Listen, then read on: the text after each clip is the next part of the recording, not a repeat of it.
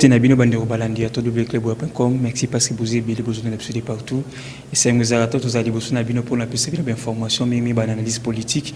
Alors, on a plateau Nabiso, les lieux, tout ça, c'est un moyen pour Nabino, mon amboka, mon imbo, comme on pense, sango, au bimboyebi, à Messana déjà.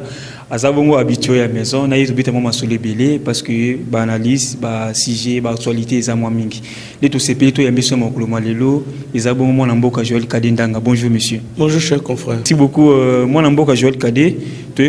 Parce que tout le monde a une mobilisation, il y a Télé 50, pour la journée Télé 50. Et là, on y a Tindaki Penza, yo mon amboka Joël Kadou, soit ma cambona, ma beaucoup, tout le monde a mis parce que vous avez un peu délaissé, mais tout le monde a télémi, aussi ma cambona, ma beaucoup, tout le monde peut résister à ça au Salema. Et là, Tinga est article 14 du code d'éthique et déontologie à journaliste, Nyoso, na mokilmo bimba toza na obligation déontologique. D'être au chevet, il y a un journaliste qui est en difficulté. Il y a un kaka, journaliste ming to le bela ba tumsus mais to mi le bela mingité. Alors bande konabiso bazali nazana conflit na kasambate nazan problème atamo kona été azan de konanga azan journaliste mais ceux qui na télémela qui c'est parce que azan président il y a UNPC na ville à Kinshasa. En tant que président azan censé protéger ba droit. Il y a des journalistes. Autant, ils sont censés veiller à des devoirs, il y a des journalistes. Mais en tant que défenseur numéro 1, il y a des droits, il y a des journalistes. Non seulement quelqu'un qui fonde des journalistes soit en justice, mais aussi à pesi meeting dans les policiers, bakanga bande konabiso batia bango na ba camion. Loko la ba meme ata ba meme soki tozanga na poto lolinga omona ki vidéo etambola ki ya mwana mboka kadi Kulab je crois fi wananga na moni ndenga koti na télé 50 abali na télé 50 a fondé ba espoir na nyonso na télé 50 de bakanga ki bango nyonso epesa kinga et sala ki bien té parce que ça ba violation ata ko kanga mutunga na mituna rapport anini journaliste na mboka na biso po bakanga Mike Mukeba bakanga Daniel Safu bakanga Peter Tian e yaka eleka kamba moko na eleka mbala moko na mandat d'amener journaliste aza citoyen comme ba citoyen nyonso il faut à bénéficier na premier mandat de comparution deuxième mandat de comparution si maso ki azo répondre té nde ba ena mandat d'amener mais ya biso ezaka mbala moko pa kokanga journaliste mandat d'amener ko boakaye na mutuka lokola ntaba lokola criminel moko boye lokola koboma mutu alors c'est ainsi que n'importe qui plainte contre yé na commission ya discipline na biso tous la pas benga biso parce que yé en tant que président ya UNPC il faut à privilégier ba instance ya autorégulation na régulation.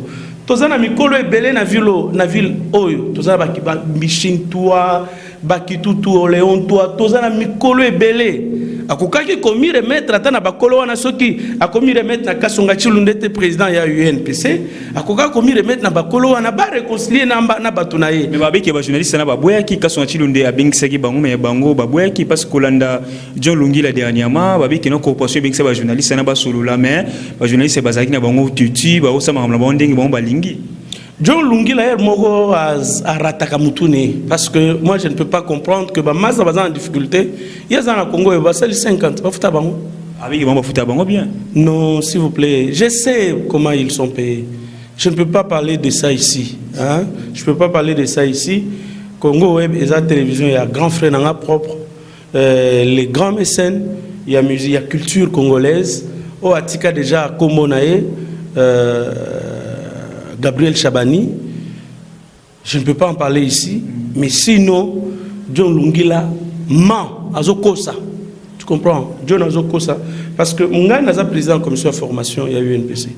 UNPC etikala jamais, je dis bien jamais, Kobenga, Bajan, il y a Télé 50 pour Ayoka Bango.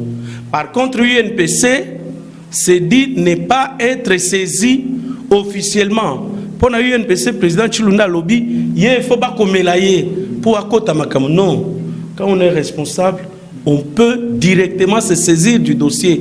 Yango monaki akitaki kuna abengaki Edmond Moutipai akendaki pa na ye basolaki na ndaku akontaktaki quelques membres autant que asolaki na Kasamba azana pour parler et azaki kozela Moïse Ekanga azonga pour trouver terrain d'entente bafongola bande kona biso ba porte na bango na porte à Msala bakota na Msala na bango. Il n'y a pas une seule décision ezo benga na bango na Msala.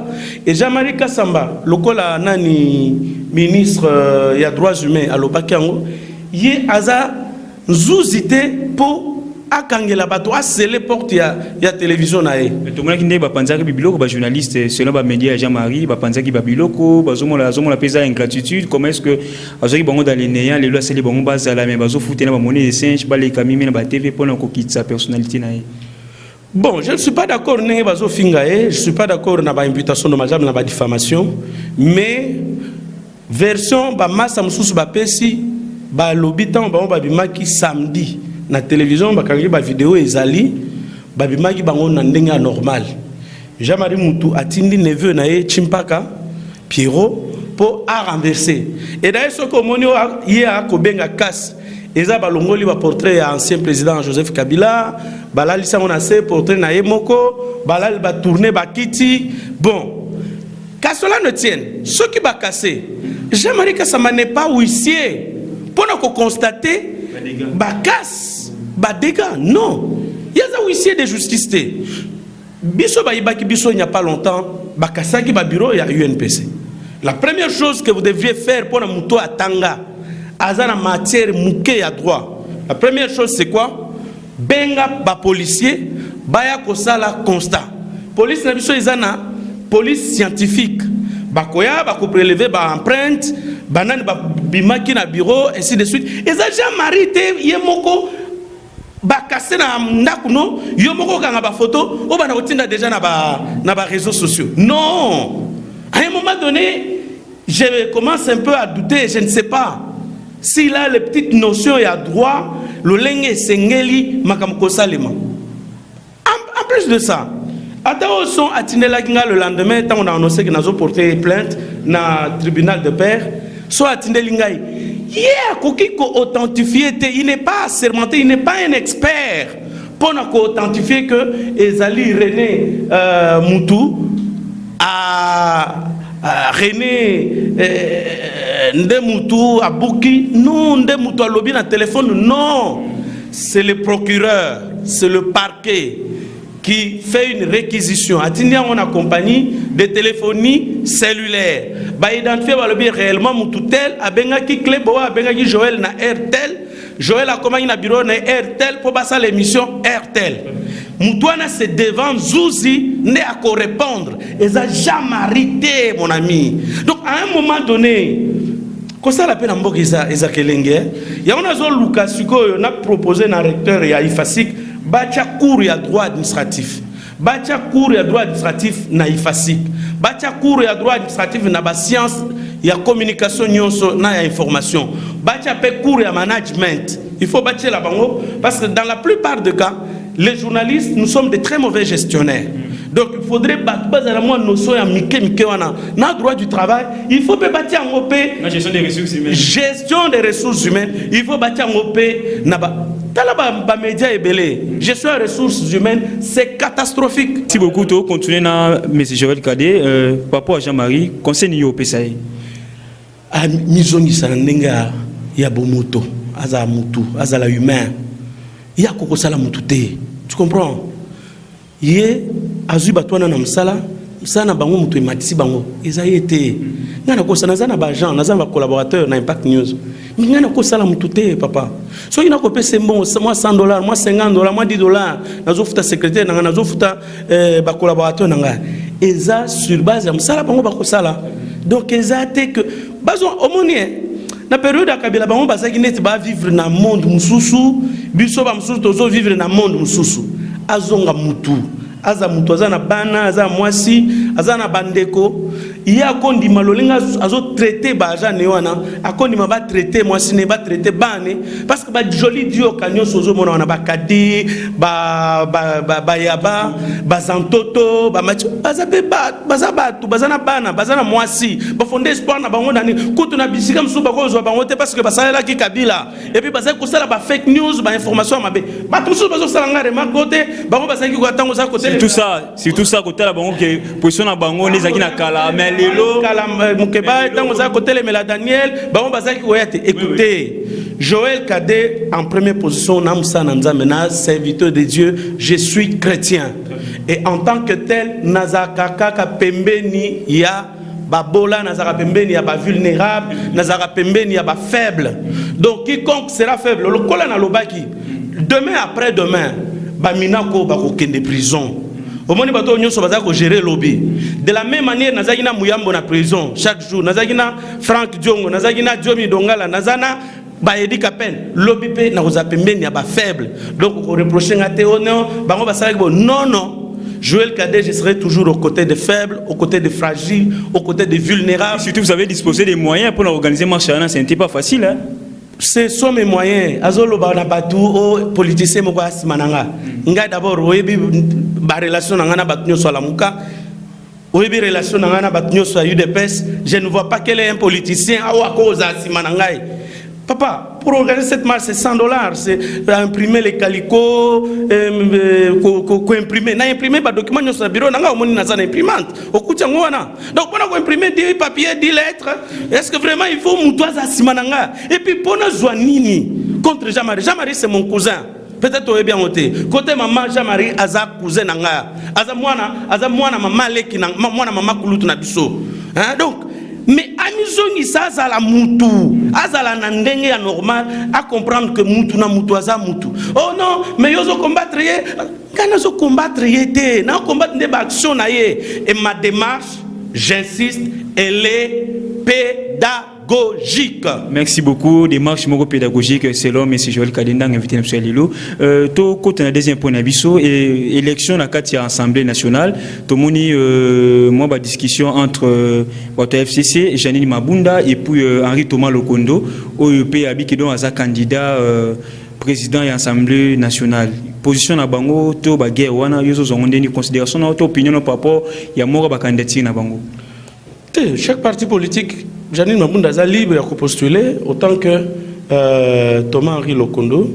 Mais Namoni, Bouzoba Moussou et Salemi côté à Bande Konabiso à Palou, Bazolo Baba retirer candidature. Non, mais ça c'est excusez-moi, je n'aime pas les mots graves, ça c'est manque à faire. Je voulais dire c'est de l'idiotie, mais je ne peux pas le dire. Comment? Les élections au bureau et l'Assemblée nationale, elles ont organisé conformément au règlement intérieur. Elles ont organisé conformément à la loi électorale. C'est le règlement intérieur qui détermine. Et Thomas-Henri Lokondo est un candidat indépendant. Donc il n'y a aucune disposition, il y a un règlement intérieur où ils ont interdit à postuler la présidence. Mais peut-être, et là qu'on a zo banga, ils ont conditionnement, ils ont dictature, ou ils ont la FCC, ou Kabila égale FCC, FCC égale Kabila. Donc, ils ont exprimé librement au sein du FCC. Donc, ils ont dictature Yamabé. Et à un moment donné, au Mitouni, au Taliba professeur d'université, nous sommes dans la FCC. Base nango zarani base là Kabila égale FCC, FC égale Kabila. Mais pourquoi toujours le nom de Kabila? Ils ont des mains toujours dans mon logo, toujours il y a un grand professeur. Donc ils ont été à hypnotiser bango, ils ont été en sorcela bango, ils ont été à loca bango. Parce que vous ne pouvez pas voir des grands professeurs comme ça être soumis à une silhouette. Attends, toi ça mais Kabila construit encore pour eux une sorte je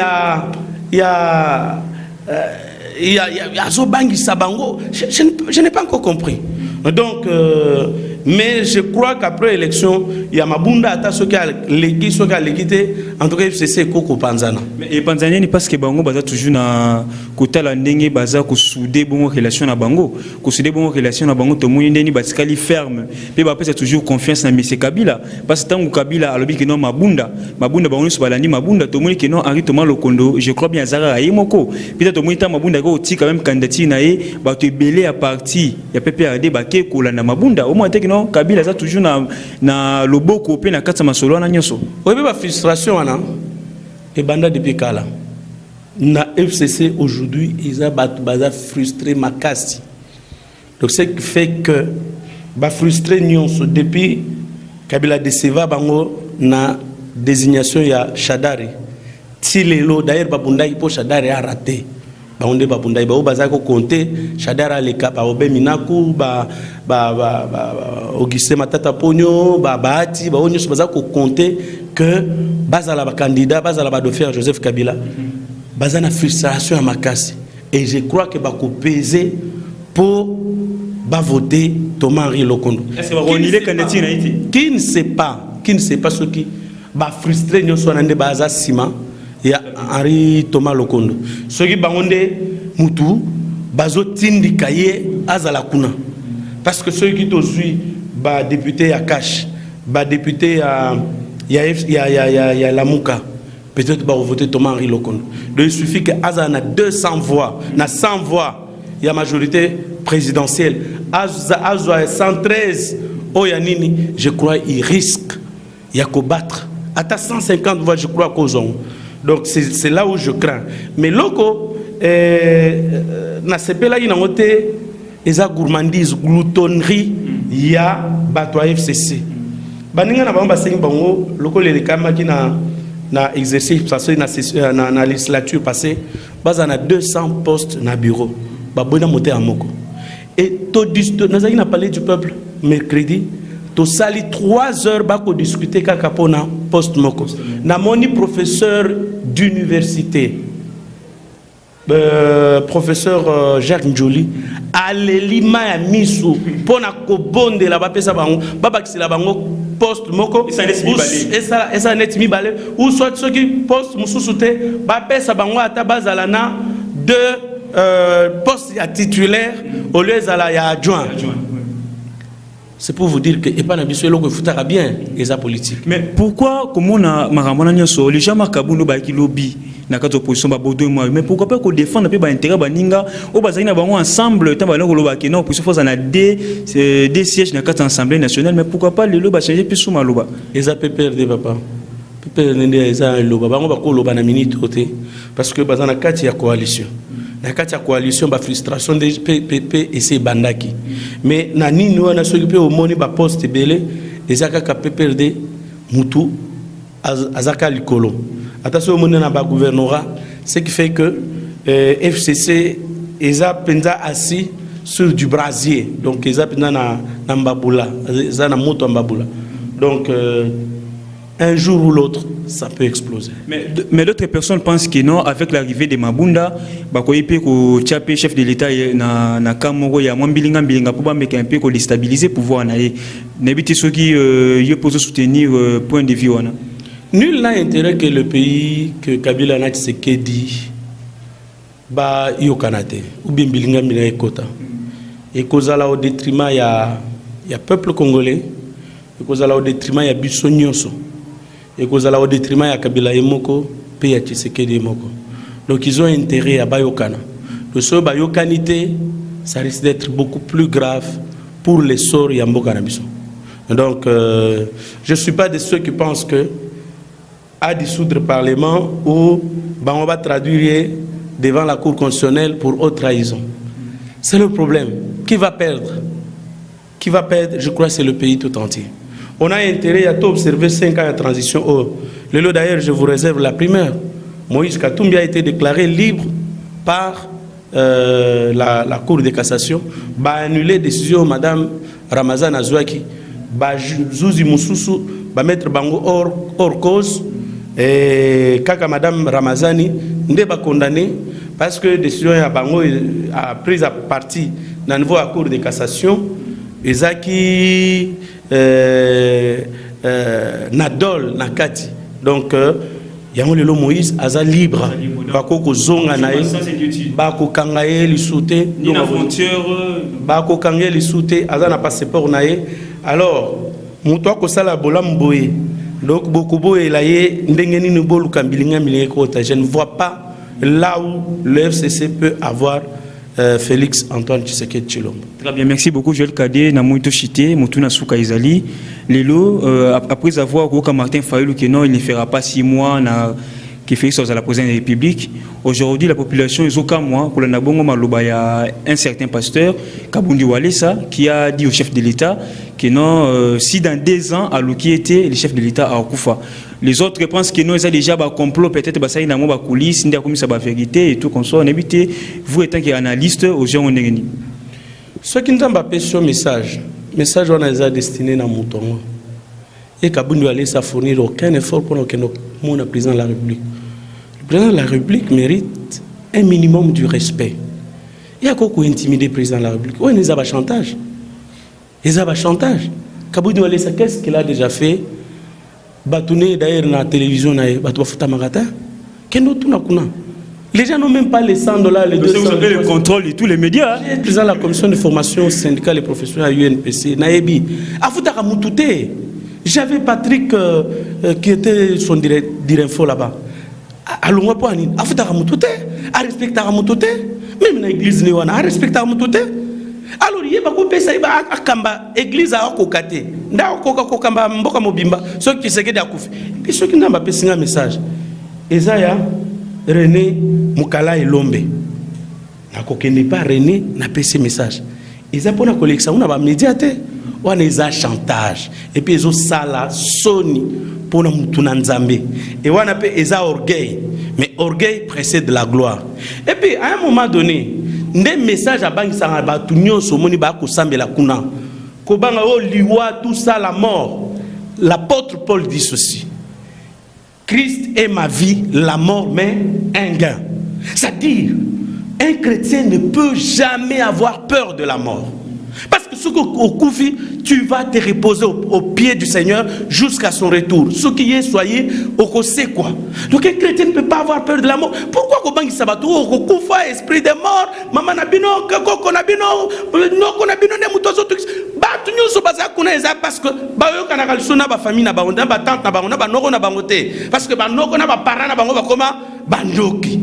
Et c'est le même message qu'il apporte au chef de l'État pour lui escroquer de l'argent. Ezaki Mouibi. Ce qui se dit à Koufa, Eza Sornae, Zamba Komela qui est bon, premier chef de l'État, à Koufa na mobilité, Kabila Koufaït. Baboma qui a parlé de marbre. Qui bah, chef de l'État est belé, Koufa na Bokozi. Moi, Moukeo Nani, Thomas Sankara, à Koufa qui a 37 ans. Bah, est-ce que c'est un problème? C'est qu'il a 55 ans? Est-ce que c'est un problème?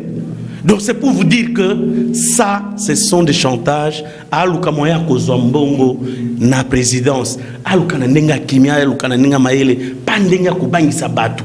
Monsieur Joël Kadé, en tout cas, Tozanayo, justement, tout ça, la moi constamment. Les constats là, ils ont par rapport à l'élection du gouverneur. Bien sûr que déjà tout ça, une émission avant l'élection Salema, mais le lot, tout le monde est résultat bon, gouverneur Nengebimi, Gentini Mbakangobila, étant que gouverneur de la ville. Na moi, mon cousin, ma canissa, les anini, pour la moto à Sikatozu, na kata ville à Kinshasa, parce que Kinshasa est souffert moi, mingi, les limo, mingi, bakino, bazole, la moi, salité, bon, sorte et tout comme ça. Bon, le problème c'est ça, la médiocrité au cardinal Mosengo Alobagi dans la classe politique Nabiso Oyo. Est-ce que n'a pas perdre Bazaka na Gentili Gobila pour Azalaka gouverneur? Gentili Gobila Ezaba, même Marie-Ange Mouchoube quoi. Alors Belaka on a conseillé à droit de l'homme que bah soupçon ils ont pesé sur lié que yé mutu a organisé qui a planifié qui massacre ya Banounou. Banounou ya Zamutendi. Banounou, grande tribu Yakuna. Il m'a organisé ça. Bah soupçon ils ont pesé sur lui. Pour na nini kolka mususu ko tchela bisoté. À moins que PPRD ezala ko bongisa lisusu massacre na Kisasa. Parce que le lingue déjà amona makila et l'axiaka et loko mokoté. Hein? Peut-être que aye awa au mon niveau on a failli basculer na crise interethnique, na guerre interethnique entre Batobano na Baluba. à l'approche après Genève. Après Genève, après Tshisekedi qui a retiré signature naé. En tout cas, on était à un pas. Est-ce que ce n'est pas dans ce cadre-là que Baponi pour créer trouble et embraser Mokil Mobimba Lolenge basala qui pour un président rwandais? C'est tout ce que moi je crains. Il y a un lobby, Ezama Wape passe. Comment on a que PPRD, bazaka na ba candidat moko ne bazo zongisa. C'est comme si l'écho qui sont encore comme Yannick Tissola, Papi Pungu Luamba, onyoso jeune nyoso ana bango bandaka ko betelaka papa mikolo wana maboko, et pourtant ce que tuni parcours ya Papi Pungu Luamba. Eleki ya batu ebele aza licencié en psychologie. Aleki Gentini makasi na kokoma na koloba français ayebi. Mais tout na bato tala ndenga tangaki programme ne ya nani. Okomi tout na me bato eza kindoki eza nini. Baza ba monstre ou bien baza ndenge nini. Donc vous ne comprenez pas. Mais là qu'on a corrigé Jacques, et je l'avais déjà dit, je crois sur votre plateau, na micro nabino, élection et salamaki le 30 décembre 2018. Onyo somoni ezoleka oyo eza reflet ya ba élection wana. En dehors ya tricherie na fraude oyo, tripotage seni asalaki, en dehors ya tripotage ya nanga wana, mais il y a également ba opposition ezala na UDPS, ezala na la Mouka, ezala na cash na UNC, batu ba mi concentré ka na élection présidentielle. Batu ba bongisa ki élection législative, nationale ou provinciale, ba bongisa ki en voté. Ngai nazaki na collègue nanga consort nanga massa nanga Paulette Kimuntu. Wazo défendre mingi lelo Martin Fayulu. Attention Martin Fayulu aleka président. Alinga za na ba difficulté moko. Mokolongwa élection le 30 abengisa nga na émission na Info 7. Ayaminga après habiter Massa, tu m'accompagnes na kende ko voter. To komi na Paulette na bureau parce que j'étais accrédité par la CENI na kotiti na kati aleki na urne azaki à 1 mètre de moi. À le bureau na bossani numéro na kombo candidat nanga au législatif national. Na élection provinciale azaki na candidat. Je dis bien la sommité de la science Paulette Kimuntu. Ce qui est ba voisin nanga bakena voter. Tant bazongi babi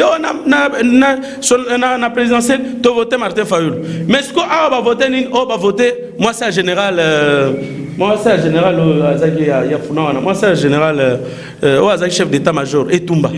Ba voter yé na national et puis ba voter bato FCC. Omonine de ko Molière lelo bazolo papa Molière rote akosaki biso azaki ya FCC et surtout comme batu pe bachaki ba parti na ba regroupement politique na bango na ba fiche na bango te yango mona batu ba votaki mingi batu ya FCC net passeur mpoi batu ba kanisa ki aza ya opposition yango ba votaki o aleki président ça dit ba élection elekamaki le 30 décembre. Oh Moussousso c'est le reflet et ça coûte makambata corruption te et la conséquence à le 30 alors ceux qui mutozolo ba makamde na ndenge na ye corruption oui il y en a eu mais par exemple na ba élection à ba gouverneur UDPS a voté UDPS. 12 candidats de l'UDPS ont voté UDPS. 4 députés de l'UDPS ont voté Koko Moulongo au Katanga. 2 députés provinciaux Nalwala Baba votaki candidat un député a voté Fabien Moutombe. Donc UDPS a répondu au mot d'ordre. Il y a un moni na province ya Kasai oriental et pas wapi candidat UDPS est majoritaire, va voter UDPS. Donc, vous ne pouvez pas dire que non, ESA, corruption ou bien tout ça. Corruption, oui, j'ai dit corruption, oui, il y en a eu. Mais, bah, élection, Oyo, ESA, reflet, il y a bah, élection, il y a le 30 décembre. Et là, on a la population. C'est ça aussi, population, baye, bah, préparer, bah, élection, nyonso. Ceux qui ont voté UDPS na présidence, voté député UDPS na législative nationale, voté UDPS na législative provinciale. Mais les élections municipale, urbaine, locale, ezali. Pourquoi qu'on corrige ce que parce que bateau va gérer ba ville na bino les maires seront votés par bateau, bino pour voter comme conseillers municipaux, ba conseillers urbains, ndé mutu ba voter ba maire, ndé mutu ba voter ba bourgmestre. Alors ceux qui bino bon négliger les sous-sous, bon voter ba toi FCC, c'est votre problème.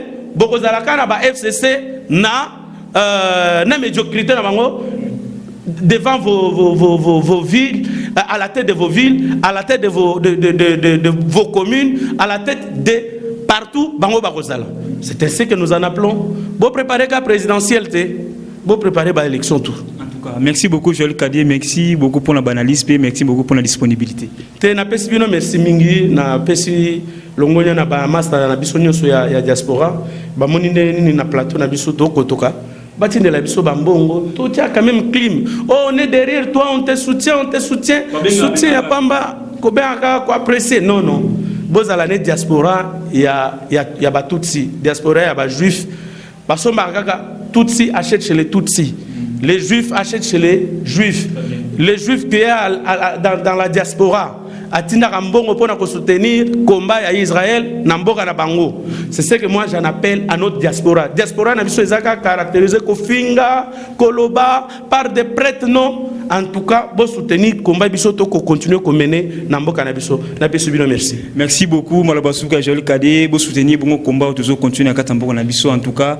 Merci beaucoup na banderonyo so bolandi biso na clubwa.com.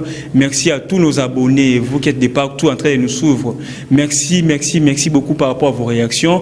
En tout cas, nous savons toujours que quand vous appelez, il faut aussi appeler avec beaucoup de soucis, beaucoup d'amour, beaucoup d'affection. Il ne faut pas seulement appeler pour nous encourager, bien. Vous avez besoin de soucis, bien. Quant à moi, je vous dis un grand merci. Merci aussi au boss de la chaîne clubwa.com, Monsieur de la Nation Totomba, l'homme invisible, parce que vous allez. Pourquoi pas à Pichu Mangaya, la grande dame, pourquoi pas Francis Wala derrière la caméra, ainsi qu'à Herman Apoyo. Quant à moi, Rems Mwamba, je vous dis un grand merci. Bye, à la prochaine, élevons le débat.